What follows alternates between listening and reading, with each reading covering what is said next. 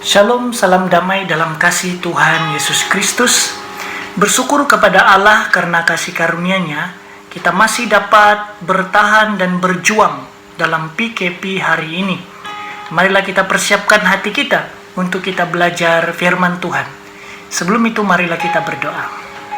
Bapa kami yang di sorga, Bapa yang baik, Bapa yang mengasihi kami bersyukur untuk kesempatan yang indah. Kami boleh merenungkan firman Tuhan. Pimpinlah kami dengan hikmat Roh Kudus-Mu, agar kami boleh mengerti apa yang kami belajar hari ini. Demi nama Yesus Kristus kami sudah berdoa. Amin. Saudara dan saudari yang dikasihi Tuhan, tema renungan kita hari ini adalah berani menghadapi pandemik COVID-19, yang didasari dengan teks firman Tuhan dalam Matius, pasal yang ke-26, ayat 36 hingga 46. Nah, saudara perhatikan di ayat yang ke-38, pada waktu itu Yesus sangat merasa sedih, seperti mau mati rasanya. Apa yang membuatkan Yesus sedih adalah bukan karena dia harus mati, tetapi di ayat yang ke-39, Yesus bercakap tentang soal cawan. Ini adalah lambang kepada Yesus menjadi kutuk dosa, yang bermaksud Yesus yang tidak bersalah menjadi salah. Karena salah orang lain, Yesus dihukum. Tetapi seharusnya Yesus yang menjadi berkat menjadi kutuk. Yesus dalam keadaan ini sangat sedih, tetapi dia tidak bimbang dan takut menghadapi persoalan berat. Salah satu masalah manusia adalah selalu khawatir atau bimbang. Kita semua khawatir akan keadaan yang sedang berlaku hari ini. Kita bimbang kalau PKP ini akan terus dilanjutkan lagi. Kita bimbang jika COVID-19 ini belum pasti akan lenyap. Kita bimbang soal bagaimana melanjutkan kehidupan dengan keadaan ekonomi yang merosot. Kita bimbang bagaimana membayar hutang, CCM kereta, sewa rumah, bil-bil, dan yang lain-lain. Kita bimbang soal pekerjaan, persekolahan, dan banyak lagi yang sedang bermain dalam pikiran kita masing-masing. Tetapi saudara, kenyataannya adalah kerisauan atau kebimbangan itu tidak dapat mengubah masa lalu. Dan kebimbangan itu juga tidak dapat mengawal masa depan. Saudara, di dalam 1 Petrus pasal yang ke-5 ayat 7 berkata, serahkanlah segala kekhawatiranmu itu kepadanya, sebab ia akan memelihara kamu. Kata serahkan dalam bahasa aslinya ialah ipiripto, yang bermaksud melemparkan. Jadi maksudnya kekhawatiran itu adalah seperti sebiji batu yang kita lemparkan, dan batu itu tidak ada lagi di tangan kita.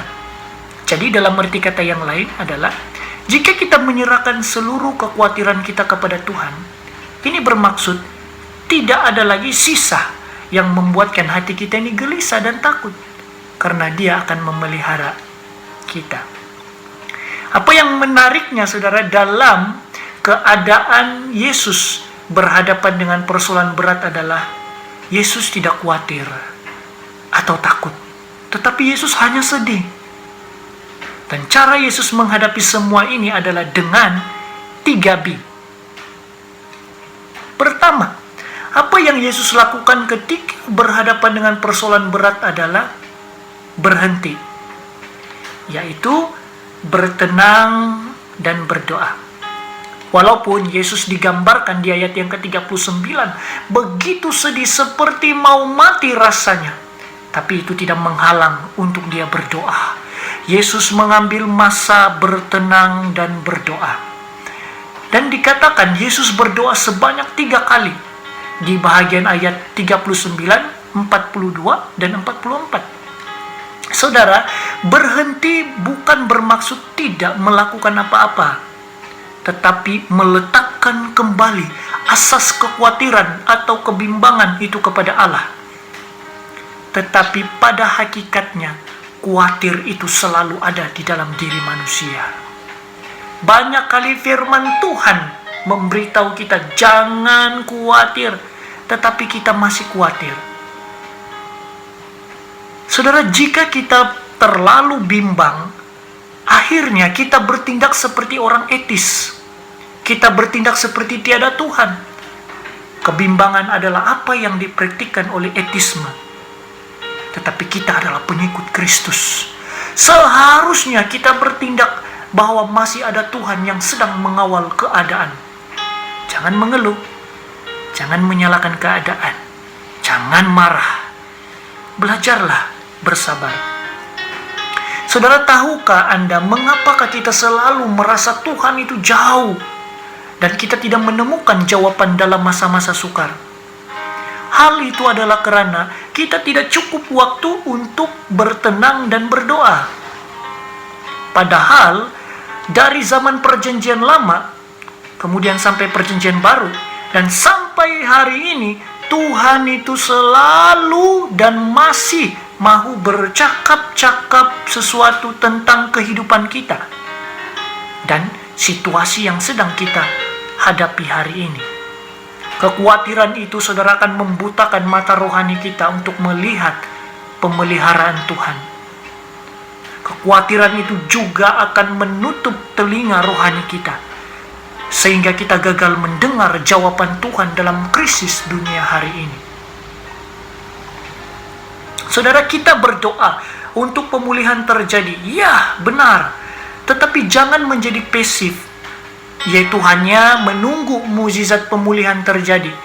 Sebaliknya, saudara, berdoalah juga supaya hari ini Anda boleh menjadi berkat bagi sesamamu, keluarga, gereja, masyarakat, dan negara.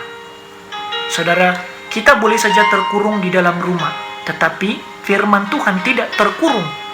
Dan kita bebas memberitakan tentang kasih Kristus kepada orang lain melalui media sosial, supaya mereka juga dikuatkan dan dihibur di tengah-tengah pandemi COVID-19 ini. Jadi marilah saudara, kita mengungsikan ayat-ayat firman Tuhan yang menguatkan kepada orang lain. Ingat saudara, jangan terlalu lihat masalah, tetapi pandanglah Allahmu yang lebih besar daripada masalahmu. Mazmur 96 ayat 4. Tuhan itu, saudara, tetap peduli akan keadaan kita hari ini. Dan yakinlah bahwa pemulihan pasti terjadi sesuai dengan kehendak dan kedaulatan Tuhan. Itu iman kita, saudara. Dan bagi waktu Tuhan itu selalunya, bagi manusia, itu tidak sesuai dengannya. Tetapi saudara, kenyataannya waktu Tuhan itu selalu yang terindah, karena Dia tahu rancangan yang lebih indah dalam hidup kita. Yeremia 29 ayat 11. Oleh itu, beranikah Anda meletakkan kepercayaan dan pengharapan kepada Allah di tengah-tengah pandemi COVID-19? Masa-masa sukar, saudara, adalah kesempatan yang terbaik untuk kita belajar berserah, berharap, bergantung kepada Allah sahaja. Jangan risau di masa depan, tetapi berjuanglah hidup masa kini, supaya Anda kuat untuk hidup di masa depan. Saudara, kedua, apa yang Yesus lakukan ketika berhadapan dengan persoalan berat adalah berpikir, yaitu membuat refleksi iman dan keadaan hari ini. Saudara, di dalam doa Yesus, di ayat yang ke-39, Dia bercakap-cakap dengan Allah tentang cawan yang harus Dia minum. Yesus minta, kalau boleh, Dia tidak perlu meminum cawan itu, dan biarlah itu berlalu. Tetapi Yesus katakan, janganlah seperti yang ku kehendaki, melainkan seperti yang engkau kehendaki. Saudara, berpikir bukan bermaksud mengelamun, yaitu tiada asas berpikir. Tetapi berpikir adalah membuat refleksi, yaitu berbincang-bincang dengan Allah. Jadi saudara, keadaan hari ini itu adalah suatu kesempatan yang sangat baik untuk kita masing-masing boleh membuat refleksi iman Dan apa kaitannya dengan pandemi COVID-19? Hal yang menakutkan saudara bukanlah pandemi COVID-19 ini, tetapi keadaan iman kita sendiri. Yaitu, apakah kita ini sungguh-sungguh yakin akan iman kepada Allah? Keselamatan, kesetiaannya, kedaulatannya, kebaikannya, pertolongannya, mujizatnya, penyertaannya, pemeliharaannya. Semua itu apakah kita sungguh-sungguh yakin? Apakah Anda menemukan imanmu kepada Allah saat-saat masa sukar hari ini? Semua orang berdoa untuk pemulihan. Betul, inilah yang seharusnya kita lakukan. Tetapi persoalan yang serius harus dipikirkan adalah selepas COVID-19 ini berlalu, apakah Anda masih tetap beriman kepada Allah? Tetap mengandalkan Dia? Tetap bergantung, tetap berserah, tetap setia, dan tetap tekun memikul salib? Saudara, temukanlah sungguh-sungguh imanmu di dalam Tuhan dalam masa krisis hari ini. Jika ada dosa yang harus ditanggalkan, buanglah itu saudara. Bertobatlah sungguh-sungguh di hadapan Tuhan selagi ada kesempatan yang singkat di dunia ini. Mulakanlah suatu kehidupan yang baru, yang mencerminkan Kristus, dan bangunlah hubungan pribadi dengan Tuhan. Mungkin selama ini kita banyak kali lalai dalam soal hubungan pribadi dengan Tuhan, karena kita sibuk dengan pekerjaan dan tidak mau peduli akan kehidupan rohani. Marilah saudara kita sungguh-sungguh bertobat dari segala kejahatan kita, dan kembali hidup di dalam jalur Allah, agar Tuhan mengasihani kita dan memulihkan keadaan kita.